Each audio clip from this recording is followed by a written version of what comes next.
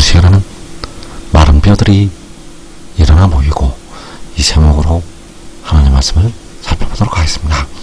이 마지막 하나님께서 택하신 백성들을 큰 환난 가운데서 연단을 하시게 됩니다. 그래서 그 백성들이 마른 뼈들로 변하게 되고, 이제 그들이 일어나서 하나님의 군대를 이루게 됩니다. 그러던 시간에 마른 뼈들이 일어나 모이고, 이 제목으로 하나님의 말씀을 살펴보도록 하겠습니다.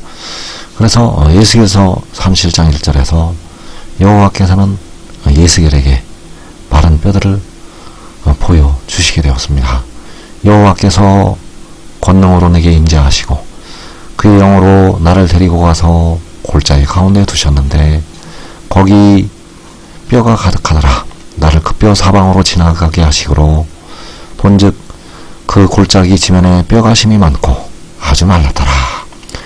자, 여기서 여호와께서 에스겔 선자를 데리고 가시게 되었고, 거기에 뼈가 가득했다고 말씀을 하고 있습니다. 이 뼈는 마지막에 택하신 백성들. 그래서 이어지는 11절에서 내게 이르시되 인자야 이 뼈들은 이스라엘 온 족속이라. 그들이 이르기를 우리의 뼈들이 말랐고 우리의 소망이 없어졌으니 우리는 다 멸절되었다 하느니라. 자, 에스겔 선자에게 이 뼈들은 이스라엘 온 족속이라고 말씀을 하셨습니다. 바로 이스라엘은 하나님께서 택하신 백성들이요, 이기는 자. 그래서 그 이스라엘 온 족속이 이 마지막 큰 환난에서 고난을 당하게 되고, 하나님께서 이들을 하나님이 택하신 이스라엘로 세우시게 된다는 사실입니다. 그래서 이 뼈들을 가리켜서 이스라엘 온 족속이라고 말씀을 하셨고, 이 백성들은 그 큰 환난 가운데서, 큰 환난에서 연단을 받게 됩니다.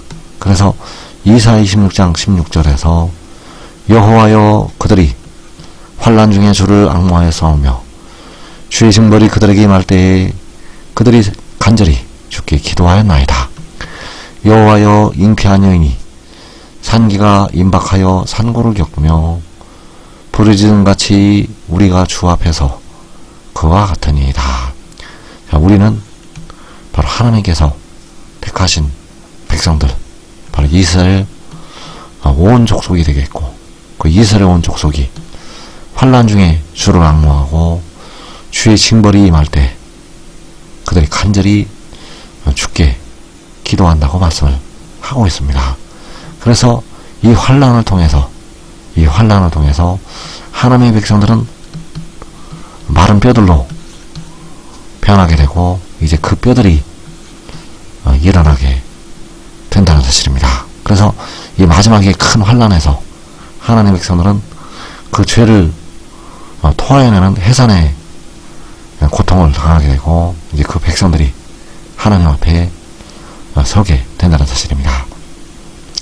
그래서 에스겔 선자에게 이 뼈들은 이스라엘 온 족속이라고 하나님께서 말씀을 하셨는데, 그 뼈들이 살아서 일어나게 된다는 사실입니다. 그래서 이사야 26장 19절에서 주의 죽은 자들은 살아나고 그들의 시체들은 일어나리이다. 티끌에 누운 자들아 너희는 깨어 노래하라.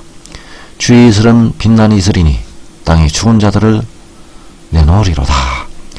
자, 주의 죽은 자들은 살아나고 그들의 시체들은 일어난다고 말씀을 하고 있습니다. 바로 이 뼈들, 바로 마른 뼈들이 된 이스라엘 온 족속이 살아나고 일어나게 된다는 사실입니다. 하나님께서 그 죽은 자들을 살려서 일으키시게 된다는 사실입니다. 그래서 하나님께서 공중에 나팔 소리와 함께 강림하실 때 그 주의 죽은 자들은 살아나게 되고 그들의 시체들은 일어나게 됩니다. 주님께서 공중에 강림하실 때 주의 죽은 자들이 일어나게 되고, 그리고 이 땅의 큰 환란에 들어가서 연단을 받았던 백성들이 일어나게 된다는 사실입니다. 그래서 그 뼈들이 이스라엘 온 족속이라고 말씀을 하셨는데, 바로 이스라엘 각 지파가 일어나게 됩니다. 계시록 7장 4절에서 내가 인침을 받은 자의 수를 들으니 이스라엘 자손의 각 지파 중에서 인침을 받은 자들이 14만 4천이니 유다 지파 중에 인침을 받은 자가 1만 2천이요.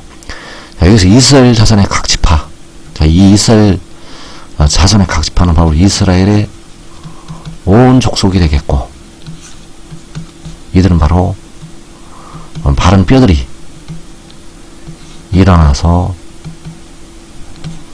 세워지는 하나님의 군대가 된다는 사실입니다. 계시록 7장에서 이스라엘 자손의 각 지파, 이들은 바로 그 이스라엘 온 족속이라는 사실. 그래서 그 백성들을 하나님께서 모으시게 됩니다. 하나님께서 그 백성들을 모으시게 되는데, 언제 모으시게 되는가 하면 주님께서 공중에 강림하신 후에, 그 백성들을 모으시게 됩니다. 그래서 이사야 11장 12절에서 여호와께서 열방을 향하여 기치를 세우시고 이스라엘의 쫓긴 자들을 모으시며 땅 사방에서 유다의 흩어진 자들을 모으시리니, 여호와께서 이스라엘을 모으시고 유다를 모으시게 됩니다. 바로 마른 뼈들이 되었던 이스라엘 온 족속을 모으시게 된다는 사실입니다. 이스라엘의 쫓긴 자들, 유다의 흩어진 자들, 이들이 바로 이스라엘 자손의 각 지파요, 유다 지파요, 이스라엘 온 족속이 된다는 사실입니다. 그래서 여호와께서 그 백성들을 모으시게 되는데, 바로 열방을 향하여 기치를 세우시고 모으시게 됩니다. 그래서 이사야 11장 12절을 다시 보게 되면 여호와께서 열방을 향하여 기치를 세우시고 이스라엘의 쫓긴 자들을 모으시며 땅 사방에서 유다의 흩어진 자들을 모으시리니, 이스라엘을 모으시고 유다를 모으시는데, 열방을 향하여 기치를 세우시고 모으신다고 말씀하셨습니다. 그 기치가 바로 독생자는 백성들의 몸의 속량을 담당하게 됩니다. 만군의 여호와께서는 친히 백성들의 영혼을 속량하셨고, 독생자는 백성들의 연약한 육신을 속량하고 열방을 향하여 기치로 세워지게 됩니다. 그래서 요한복음 3장 14절에서 모세가 광야에서 뱀을 든 것 같이 인자도 들려야 하리니 이는 그를 믿는 자마다 영생을 얻게 하려 하심이니라.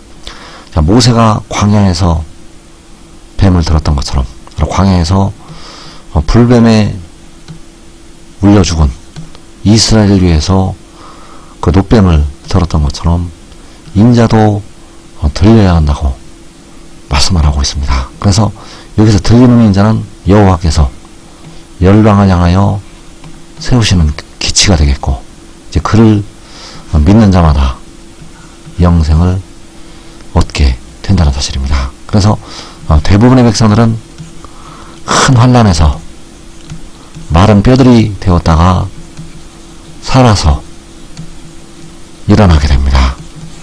대부분의 백성들은 큰 환란에서 마른 뼈들이 되었다가 살아서 일어나게 된다는 것. 그러나 지금 믿고 순종하는 자들은 살아서 그 영광을 보게 되고 먼저 영생을 취하게 됩니다. 자기와 자기의 온 가족이 먼저 복을 받게 됩니다. 이 복된 자리에 꼭 들어가기를 축원합니다.